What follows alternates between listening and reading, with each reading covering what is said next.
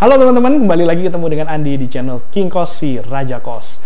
Video hari ini saya akan membahas tentang webinar Arki lagi ya, webinar Arki yang terakhir kemarin bersama Bro Antoni Sudarsono ya. Jadi beliau ini termasuk YouTuber dan TikTokers yang cukup berhasil ya, cukup tenar karena subscribernya banyak, followernya banyak. Nah, kemarin kita undang untuk sharing-sharing di Arki. Gimana sih caranya dia mengembangkan media sosialnya supaya bisa sukses.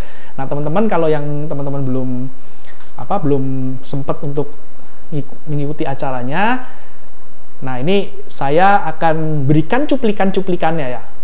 Saya kalau ada webinar itu pasti saya akan berikan cuplikan-cuplikannya, tapi nggak semua. Supaya teman-teman ya minimal ya bisa sedikit melihatlah gambaran acara webinar Arki itu seperti apa, supaya apa sih tujuannya, supaya tertarik lain kali ikut gitu, orang ikut juga gratis gitu kan.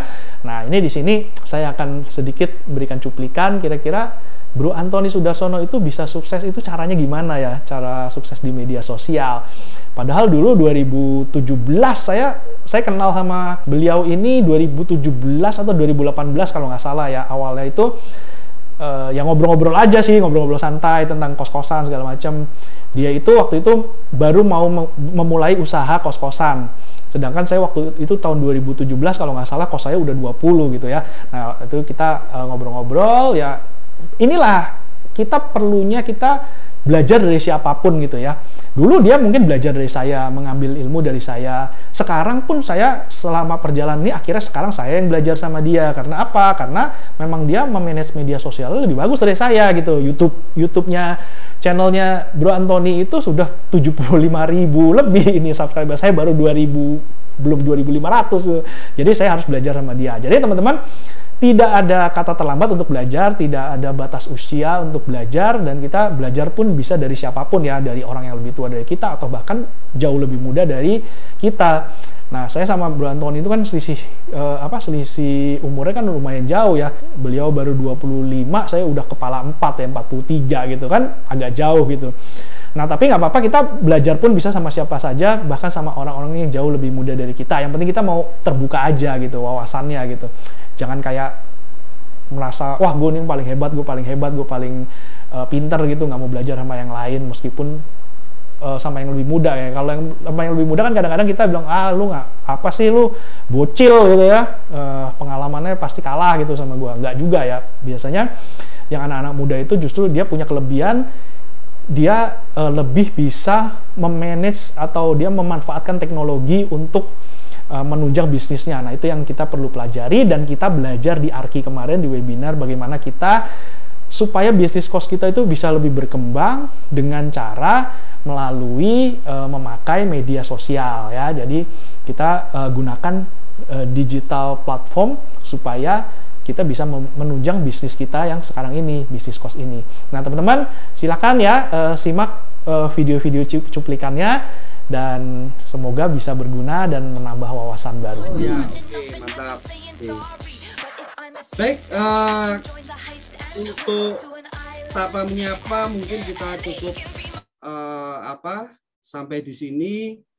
Jadi saya mau cek dulu untuk moderator sudah siap, oke. Terus kemudian background sudah di-handle oleh Pak Chris sendiri. Terus kemudian moderator Pak Andi sudah oke. Kemudian narasumber Pak Antoni juga sudah pembicaranya Tom. Oke. Operator untuk petugas yang lain mohon dibantu untuk mengendalikan dari mute-nya dari para peserta. Baik, saya mulai ya. Sebelumnya untuk berjalannya kelancaran dari acara kita pada malam hari ini, saya mulai dengan berdoa.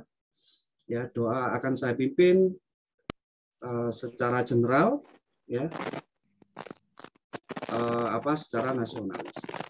Baik, Pak Chris sudah siap? Oke. Bismillahirrahmanirrahim. Pada malam hari ini kami bersyukur kepada Tuhan yang telah memberikan kesehatan, sehingga kami bisa berkumpul kembali secara virtual dalam acara webinar ARKI. Berilah kesembuhan yang mungkin saudara kami yang sedang sakit sehingga tidak bisa hadir pada acara webinar pada malam hari ini. Dan berilah perlindungan keselamatan agar teman-teman kami yang mungkin masih dalam perjalanan menuju ya Tuhan, kami mohon ampuni dosa kami, dosa kedua orang tua kami, dan dosa saudara-saudara serta para pemimpin kami. Berilah kami kekuatan untuk saling berperjuangan kami sesama Tuhan dalam menghadapi situasi pandemi ini, untuk saling berbagi dan saling berbagi. Kami yakin situasi saat ini telah kembali seperti dulu dan menjadi jauh lebih baik daripada yang lalu. Ya Tuhan, bila kelancaran acara ini, jauhkan kami dari hambatan apapun, termasuk sinyal internet yang mungkin kami. Bila kelancaran kepada semua petugas, pengurus, dan narasumber, serta semua teman-teman yang ada di seluruh Indonesia mendapatkan ilmu manfaat yang besar. Terima kasih Tuhan, kabulkanlah doa kami. Terima kasih. Sebelumnya, Bismillahirrahmanirrahim. Assalamualaikum warahmatullahi wabarakatuh. Selamat malam, salam sejahtera bagi kita semuanya. Om Swastiastu, Namo Buddhaya, salam kebajikan. Baik teman-teman, saya panggil teman-teman saja biar lebih nyaman ya. Sebelumnya terima kasih atas kehadiran Bapak Ibu semuanya, teman-teman semuanya yang ada di seluruh Indonesia ya. Tidak bisa kami sebutkan dari mana teman-teman yang ada di seluruh Indonesia ya. Kami ucapkan terima kasih, selamat datang di acara webinar pada malam hari ini ya, dalam acara dengan judul Personal Branding via Media Sosial. Terima kasih juga kepada para pengurus yang sudah meluangkan waktunya dengan sukarela untuk mempersiapkan event-event ya, termasuk webinar ini, terus kemudian yang lain-lain dengan penuh pengorbanan. Terima kasih para pengurus yang sudah memberikan secara bantuan secara moral, material, dan sebagainya. Terus kemudian juga ada mungkin petugas-petugas lain yang turut membantu dalam hal kepengurusan di ARKI di masing-masing wilayah. Terima kasih juga kepada para ketua yang ada di wilayah. Dan untuk narasumber juga selamat datang Pak Antoni telah meluangkan waktunya hadir bersama komunitas kami ARKI Indonesia. Dan khususnya juga kepada teman-teman semuanya yang ada di seluruh Indonesia, terima kasih sudah hadir di acara kali ini. Oke, perkenalkan, saya Jeffrey, ya, host malam ini di Kota Malang. Terus kemudian ada, saya perkenalkan juga Pak Andi. Nah, Pak Andi boleh memberi selamat malam. Ya, selamat malam Pak. Selamat malam. Jeffrey, sama teman-teman yang lain semua. Oke, terus kemudian nanti juga akan ada juga Pak Antoni ya. Nanti akan saya sampaikan sebelum saya sampaikan ke moderator ya. Mungkin sekilas saja untuk gambaran bahwa acara malam hari ini jangan sampai kita itu dengan adanya dunia internet kita hanya jadi penonton saja ya. Kita harus ikut andil di dalamnya, apa yang bisa kita manfaatkan untuk mengembangkan sebuah bisnis. Nah, bagaimana nanti yang akan memanfaatkan dunia maya, dunia internet ini nanti akan disampaikan secara virtual yang melalui talk show. Nah, ini ada yang sedikit berbeda, jadi modenya kita menggunakan talk show. Baik, tidak usah panjang lebar, kita langsung saja saya serahkan kepada Pak Andi. Oke, silakan. Oke, terima kasih Pak Jeffrey. Suara saya kedengeran nggak ya? Soalnya di display saya tulisannya. Maaf, suaranya agak nge-lag ya Pak. Suaranya agak. Ya. Barusan di display saya bilang your connection is not stable. Tapi ini barusan udah oke sih. Nanti tolong dikabarin aja Pak Jeffrey kalau Oke. misalnya apa ada masalah, nanti saya ada backup pakai handphone gitu ya. Oke, Assalamualaikum Siap. warahmatullahi wabarakatuh. Selamat malam, salam sejahtera buat kita semua. Malam hari ini kita kedatangan tamu spesial ya. Kalau teman-teman mungkin yang suka nonton YouTube, terus suka nonton TikTok, terus suka nonton ngelihat Instagram gitu, mungkin sudah kenal dengan beliau ini yang akan menjadi narasumber pada malam hari ini. Nah, malam hari ini sebelum mulai saya akan coba untuk share screen dulu untuk ini ya Pak Jeffrey ya. Saya akan coba share screen. Saya mau sedikit ada intro ya. Oke. Oke Bapak Ibu tolong kerjasamanya ya supaya acara webinarnya lancar. Mikrofonnya tolong dimatikan karena dari tadi beberapa kali ada yang bocor suaranya. Oke. Kita sekarang berada di dunia internet ya. Kita di dunia digital. Nah, sebelum saya memperkenalkan narasumber kita pada malam hari ini, saya mau kasih tahu dulu nih bahwa generasi usia itu yang sekarang ada di dunia ini sebagian adalah di empat besar ini ya. Jadi ada baby boomer, ada Gen X, ada milenial atau Gen Y, sama ada Gen Z. Nah, kita di sini saya sedikit melakukan kayak semacam survei. Saya bedah data ya, maksudnya saya buka data anggota-anggota ARKI dan saya ingin tahu sebenarnya demografi anggota ARKI itu seperti apa gitu ya. Dari generasi-generasi ini paling banyak yang mana? Nah, hasilnya adalah seperti ini. Ya. Nah, untuk ini baby boomer itu usianya 58 sampai 76, Gen X 42 sampai 57, Gen Y ini 25 sampai 41, Gen Z 10 sampai 24. Nah, adalah 4 kelompok besar ini yang berada di di anggota ARKI ya, dan paling banyak adalah di Gen Y. Sebenarnya di Gen Y ini atau generasi milenial ini sebenarnya ini perlu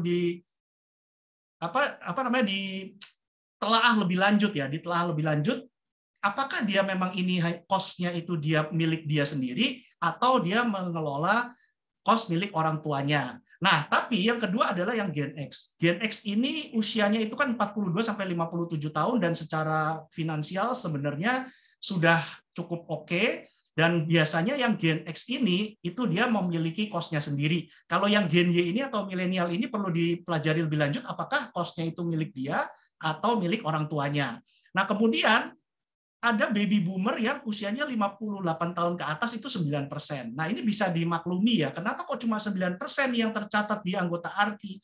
Karena baby boomer itu kan usianya sudah agak lanjut, jadi kemungkinan besar memang mereka itu kalau suruh misalnya untuk daftar-daftar, pakai Google Form segala macam itu mereka kadang-kadang ada sedikit gagap teknologi gitu ya. Jadi mungkin yang terdaftar ini itulah yang menyebabkan kenapa cuma terlihat tuh 9%. Dan terakhir yang Gen Z ini 3% masih sedikit sekali. Nah, sekarang saya mau perkenalkan untuk ini ya, untuk pembicara kita pada malam hari ini, Pak Antoni Sudarsono ya. Sebenarnya saya manggilnya kalau Pak agak nggak cocok juga sih karena usianya jauh di bawah saya gitu ya. Saya udah kepala 4, Pak Antoni Sudarsono ini, Bro Antoni ini baru usianya kalau nggak salah 25 atau 26. Jadi kalau dilihat dari kategorinya tadi, Bro Antoni ini masuk ke milenial ya. Ya perbatasan antara milenial sama Gen Z ya.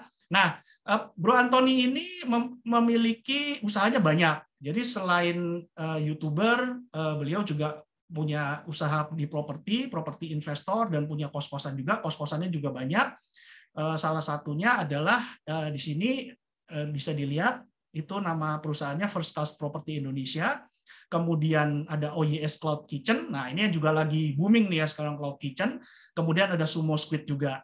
Nah, ini dari 2015 sampai sekarang itu Sumo Squid-nya masih ada ya. Jadi kalau di Jogja itu, kalau di Hartono Mall itu saya sering lihat di basement itu saya lihat wah rame, bagus gitu. Jadi cukup oke. Kemudian yang first class property nanti mungkin Pak Antoni bisa sedikit, maksudnya nanti pas berbicara gitu bisa menjelaskan lebih detail ya, first class property itu apa sih, terus cloud kitchen itu apa juga bisa dijelaskan lebih detail. Cuma malam ini kan kita topiknya adalah ini ya, media sosial ya. Jadi personal branding melalui media sosial. Nah, di sini sebenarnya saya tertarik mengundang Pak Antoni Sudarsono ini. Saya discuss dengan teman-teman pengurus yang lain. Saya bilang, Pak Antoni itu ini loh YouTuber sukses. Instagramnya ini puluhan ribu ininya followernya. TikToknya ratusan ribu. Terus YouTube-nya itu subscriber-nya 75.000 terakhir saya lihat ya. Jadi menurut saya ini sangat baik sekali kalau kita coba untuk undang untuk berbicara dan sharing ke kita semua. Gimana sih caranya supaya kita bisa masuk ke dunia digital, terutama media sosial ini. Caranya tuh gimana? Kadang-kadang kalau kita yang jangankan yang generasi yang udah baby boomer ya, saya yang masih generasi X aja itu juga kadang-kadang masih gagap teknologi gitu. Nah ini nanti Pak Antoni Sudarsono akan bersharing ilmunya gimana caranya untuk bisa sukses mempunyai dan mengembangkan platform-platform media sosial sehingga followernya bisa banyak gitu. Nah, pertama kali saya kenal Pak Antoni Sudarsono ini 2018 atau 2019 kalau nggak salah, karena kita sama-sama di Jogja. Dan dulu waktu awal itu beliau ini seingat saya belum usaha kos-kosan. Waktu ketemu saya itu kelihatannya masih Sumo Squid sama ini property developer ya. Tapi nanti untuk jelasnya silakan nanti kalau teman-teman mau nanya boleh, mau raise hand boleh, mau tanya di chat boleh. Nanti saya akan coba untuk bacakan terutama yang topiknya sesuai dengan topik malam ini. Oke, mungkin itu dulu pengantar dari saya. Mungkin bisa langsung dibuka atau dipin ini Pak Antoni Sudarsono-nya supaya kita bisa ngobrol-ngobrol. Halo, Ko Andi. Halo. Wah, di Jakarta ini atau di Jogja? Ini baru sampai, Pak. Baru banget sampai di rumah. Rumahnya di Jogja apa Jakarta? Di Jogja kok. Oh, Jogja ya. Oke.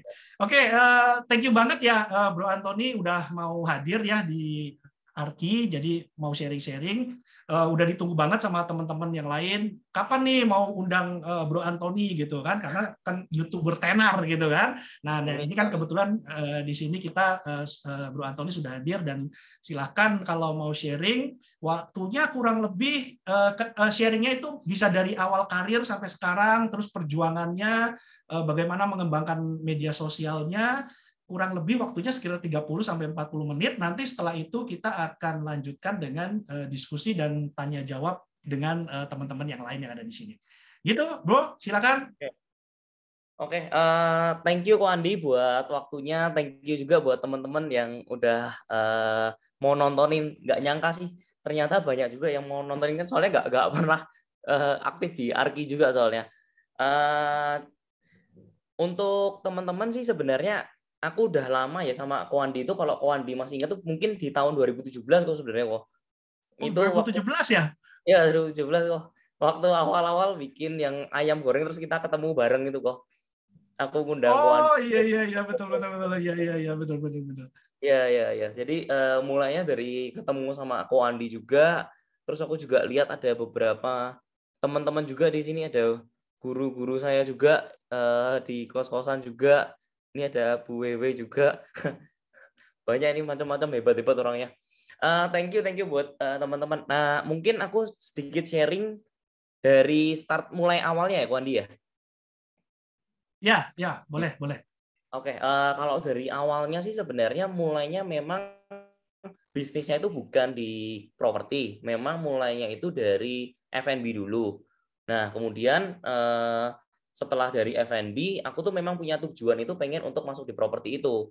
Makanya waktu dari F&B pun aku udah niatnya harus di properti. Kenapa ngelihatnya di properti? Karena memang kalau dicek dari 10 orang terkaya di Indonesia juga ada bisnis di propertinya gitu. Nah, makanya mulai masuk di dunia propertinya itu, mulai dipelajarin, mulai didetailin, tentang dunia properti itu seperti apa sih. Nah, kebetulan waktu udah mulai F&B itu kita coba bareng, aku sama temen itu ada bikin bukan perumahan lah, kaflingan gitu. Nah, kita beli tanahnya, terus habis itu dibangun jadi unit-unit properti. Tapi pada saat itu tuh ternyata jualan perumahan itu nggak segampang itu. Belum ada pengalaman yang banyak. Terus habis itu ternyata uangnya tuh ngumpul di tanah itu lama banget. Sampai akhirnya tuh mikir nih gimana caranya biar bisa jadi orang yang sukses di properti. Nah, jalurnya yang paling gampang ya di investor properti, karena sebagai investor properti ya kita kalau beli propertinya memang sudah di salah harga itu. Nah, dari situ aku ngelihat kayaknya di properti ini yang paling aman sebenarnya sebagai investor gitu, karena kita beli memang under value, terus habis itu memang cicilan juga bisa dibayar. Beda kalau misalkan kalian di properti developer bener-bener langsung keluar uangnya itu di depan banget. Nah, itu juga tanahnya itu agak lama sih kejualnya agak lama, terus habis itu juga mulai jualnya juga nggak segampang itu. Nah, terus habis itu sebenarnya kalau main kita kan ngomongin spesifik ini tentang itu ya, tentang sosial medianya. Sebenarnya untuk kapan mulai sosial medianya, kalau di Instagram sendiri itu memang sudah cukup lama. Aku Instagram itu mungkin kurang lebih sudah 6 tahunan ya main di Instagram itu, 6 tahun 7 tahun itu dari yang zamannya Instagram itu baru lagi rame-ramenya itu udah main itu. Cuman waktu itu belum jadi kreator. Maksudnya dari sisi aku sendiri cuman kayak manfaatinnya ya cuman untuk konsum konten-konten dari orang lain. Nah, baru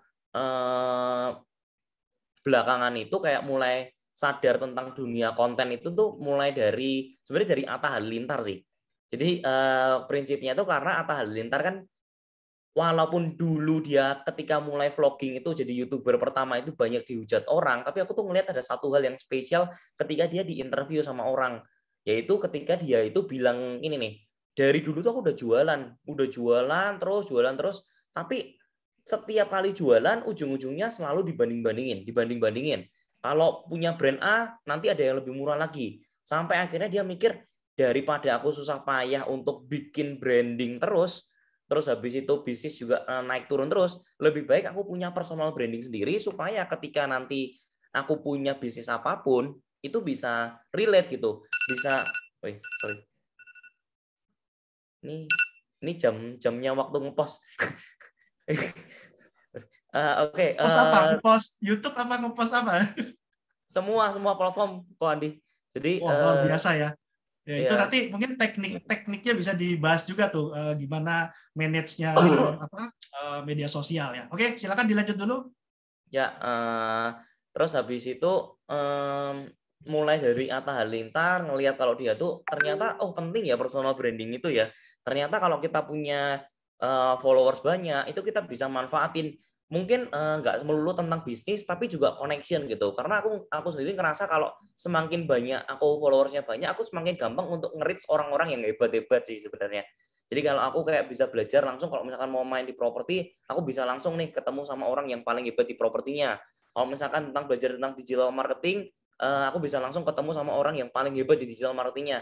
Jadi aku punya akses untuk bisa belajar sama orang yang benar-benar capable untuk ngomong di dunia itunya gitu. Nah, dari situ sih aku ngerasa kayak punya followers banyak itu ternyata lumayan ada manfaatnya gitu. Karena selama ini kan kalau bisnis ya kita belajar biasa susah tuh, apalagi kalau nge-reach orang yang cuman dari Instagram atau ngepost dari YouTube, itu kan pasti banyak hal-hal yang ditutup-tutupin gitu. Tapi kalau kita bisa nge-reach langsung sama orang-orang pakar-pakarnya, kita bisa tahu nih detail-detail sampai omsetnya dia berapa, kesuksesannya dia itu kenapa, cara dia nge-leverage dari sosial medianya itu seperti apa. Nah, itu dapat banyak banget sih insight-insight dari sana sih.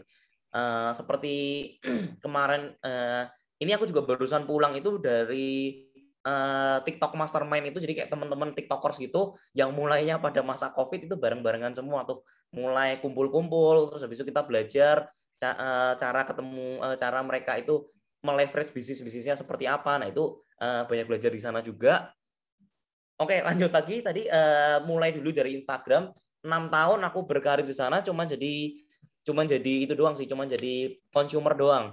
Nah, sampai akhirnya si Atta Halilintar bilang kayak gitu, mutusin untuk bikin YouTube. Nah, setelah mutusin buat YouTube, tapi itu nggak jalan Instagram, YouTube itu nggak jalan dua-duanya. Sampai akhirnya di masa COVID itu muncul namanya TikTok. Nah, TikTok ini aku benar-benar akhirnya ngeseriusin itu karena seorang sosok yang mungkin teman-teman juga tahu, namanya itu Gary Vee kalau di luar negeri. Jadi Gary Vee itu udah bilang tuh kalau misalkan TikTok ini bakal meledak, TikTok ini bakal ngalahin seluruh platform di media sosial manapun. Jadi kalau kamu bisa fokus di sana, ya pasti kamu bisa gede banget. Nah, makanya benar-benar di 2020 itu bikin konten di TikTok itu. Sampai akhirnya di TikTok ini tuh naik kenceng banget, akhirnya berpengaruh ke seluruh media sosial lainnya. Dan kenapa memang bisa akhirnya TikTok-nya itu jadi gede? Karena sebenarnya satu hal sih. Kalau misalkan di YouTube, di Instagram, itu aku biasanya nggak terlalu bisa kayak mengekspresikan diri gitu. Karena banyak orang yang kenal aku gitu. Kalau misalkan di Instagram kan apalagi yang kenalannya tuh kan orang-orang udah senior-senior, udah bos-bos, jadi kayak takut gitu kalau misalkan buat konten-konten kayak gini kok kayaknya bocil banget gitu. Nah, tapi kan kalau di TikTok itu aku ngerasa kayaknya nggak bakal ada yang tahu gitu loh. Jadi kayak ya udah posting aja gitu. Orang juga nggak kenal, follower juga nggak ada yang kenal. Yang follow pun juga aku nggak tahu siapa yang follow. Sampai karena kan di TikTok itu kalau semakin banyak followersnya tuh kadang kita tahu orang follow itu kalau kita follow, mereka follow balik, itu baru kita ngerti nih, oh ternyata kita saling follow-followan. Tapi kalau misalkan TikTok itu ada 600.000, itu nggak mungkin tahu sih siapa aja yang follow kita gitu. Jadi kayak aku bisa mengekspresikan dengan lebih baik. Nah, makanya ketika mengekspresikan lebih baik itu, mendeliver lebih itu, oh ternyata di-appreciate sama orang-orang, akhirnya growing-nya jadi jauh lebih cepat. Nah, makanya itu dari semuanya itu akhirnya jadi ngefek tuh. Dari yang Instagram tuh aku masih inget banget, aku tuh naik sekitar 45.000 followers tuh mungkin hanya dalam waktu setahun kayaknya. Sedangkan yang 5 tahun sebelumnya tuh buat konten kayaknya nggak ada yang nonton.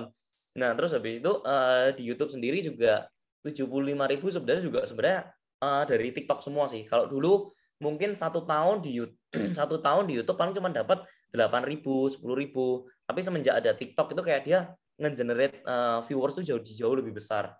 Kurang lebih sih kayak gitu sampai akhirnya bisa sampai di posisi hari ini sih, Kondi. Oke, menarik ya. Kita sambil langsung tanya jawab ya supaya lebih dinamis ya. Nah, tadi saya agak surprise sih ya waktu Bro Antoni bilang ternyata awalnya itu justru yang boom pertama itu justru dari TikTok ya, bukan dari YouTube ya. Oh iya benar, dari. Benar ya. Padahal saya taunya malah dari YouTube dulu gitu loh. Nah mungkin karena saya generasi tua, jadi saya nggak main TikTok kali ya. Jadi saya taunya YouTube gitu ya. Nah jadi gini, sebenarnya saya pun terinspirasi bikin YouTube channel itu dari Bro Antoni ini loh. Saya bahkan kalau dilihat dari tadi itu flyernya, posisinya kan sama kan. Kalau Bro Antoni kan begini tuh. Ya kan? Nah, kalau saya kan begini kan. Nah, itu terinspirasi. Jadi saya nih salah satu fansnya Bro Antoni di media sosial ya. Jadi memang saya banyak belajar juga dari anak-anak muda, termasuk salah satunya Bro Antoni ini. Nah, kenapa saya bilang kita harus belajar dari anak muda? Karena kita yang generasi kepala 4 ke atas ini, kadang-kadang tuh wawasan kita nggak terbuka bahwa dunia itu sudah berubah gitu ya. Nah, saya pernah nonton video YouTube-nya atau di mana gitu ya, Bro Antoni pernah ngomong kalau kos-kosan sekarang itu biasanya yang punya adalah orang-orang tua. Jadi kalau desain itu biasanya desainnya ala kadarnya. Jadi desainnya tidak didesain sedemikian rupa sehingga memberikan kesan wah yang instagramable dan menarik bagi anak-anak Gen Z atau milenial untuk ngekos di situ. Nah itu saya benar-benar tertohok tuh waktu itu tuh. Tertohok. Tapi setelah saya merenung ternyata betul juga ya. Ternyata memang itu yang harus kita pelajari di dunia sekarang ini. Nah sekarang ini. Bro Antoni kan sekarang udah sukses ya untuk media sosialnya kan udah banyak sekali ya follower sama subscribernya. Nah dulu untuk memanage-nya itu gimana ya? Tadi saya sempat dengar wah ini ada alarm, ini waktunya posting, itu keren banget tuh. Itu jadi kan manajemen waktunya benar-benar strict banget gitu. Nah itu manajemen untuk manajemen waktu, manajemen konten untuk mengembangkan berbagai macam platform itu gimana caranya? Oke, thank you kok. Sebenarnya gini kok. Untuk yang pertama tadi aku mau mengomentari sama yang Ko Andi tadi ngomong tentang desain tuh ala kadarnya tuh kalau kos-kosan. Nah sebenarnya tuh memang kalau aku ngelihat sebenarnya arti dari first class property sendiri yang aku benar-benar buat namanya itu sebenarnya tuh karena muncul dari suatu permasalahan yang sebenarnya karena aku ngelihat kalau kos-kosan di Jogja itu kebanyakan masih kurang bagus menurutku gitu loh. Even kalau aku disuruh tinggal di sana tuh kebanyakan aku masih ngerasa risih kalau tinggal di sana.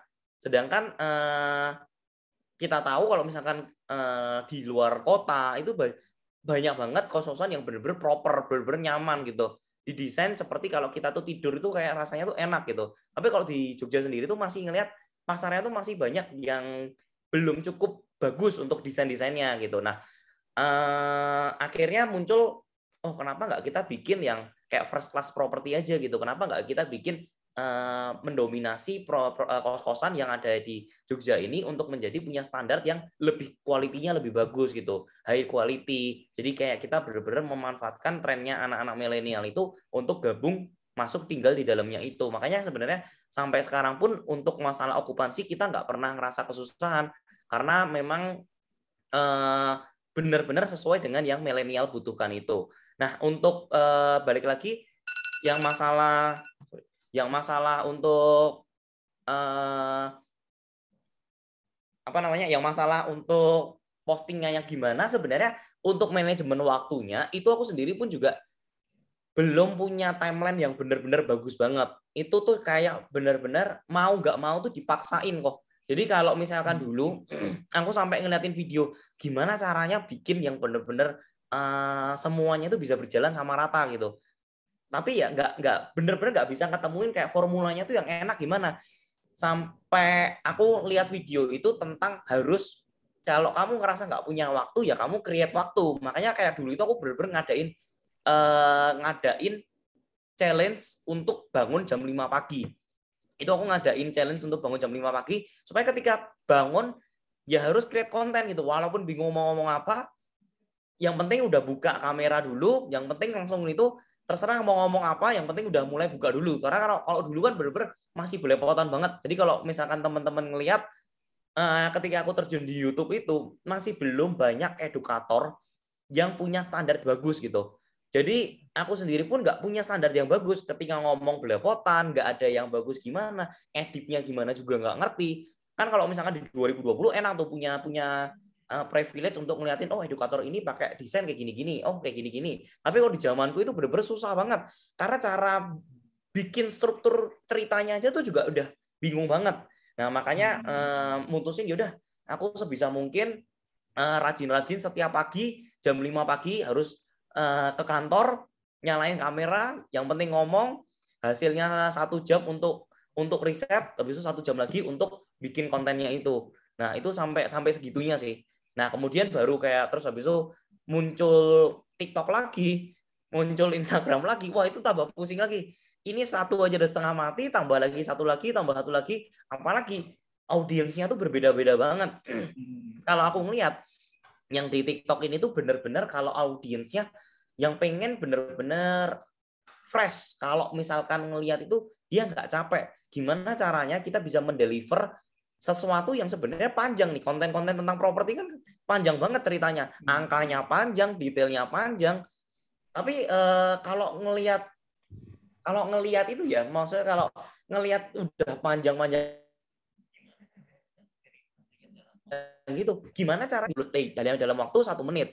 Nah itu kan hal yang berbeda lagi. Itu benar-benar konsisten selama berapa tahun ya? 1 tahunan deh. Itu benar-benar udah yaudah coba deh bangun pagi jam 5 pagi bikin YouTube dulu, nanti habis itu kerja dari jam 8 sampai jam 5 biasanya jam 5 yaudah yuk coba bikin konten tuh. Nah itu pun juga sebenarnya gimana caranya aku bisa konsisten dengan cara karena pada saat itu nggak ada kreator yang bisa mendukung.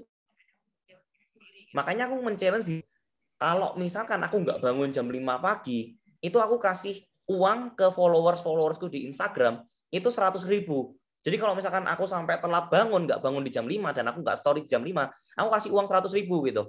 Nah, kalau misalkan terus habis itu untuk gimana biar konsisten sama TikToknya, itu aku sampai bikin grup. Jadi kalau misalkan teman-teman tahu, aku tuh ada grup khusus yang namanya sama temanku namanya Yola, sama satu lagi Ricky. Jadi bareng-bareng kita bilang kalau misalkan sampai ada satu orang yang nggak ngepost, itu bayar 50.000 dan denda berkali lipat. Jadi maksudnya kalau misalkan sekarang hari pertama nggak ngepost, itu denda 50.000. Hari kedua nggak ngepost, dendanya 100.000. Kalau hari ketiga nggak ngepost, 200.000. Jadi kan semakin lama semakin besar ya. Nah, semakin besar ini semakin nggak mau nih kalau nggak ngepost. Jadi apapun setiap harinya tuh pasti harus diwajibin untuk ngepost gitu. Kalau nggak ada rasa untuk kayak harus jadi suatu keharusan. Jadi kalau aku ngeliat sih sebenarnya kalau dibilang capek banget gitu. Tapi ya di zaman sekarang tuh menurutku ya bagus itu nggak cukup. Bagus itu bukan standar lagi, tapi kita harus menjadi excellent di dunianya kita sendiri gitu. Jadi kalau misalkan kita nggak punya personal branding, kita nggak punya benar-benar itu menurutku sayang banget untuk dimaksimalkan. Kurang lebih sih gitu sih, Ko Andi.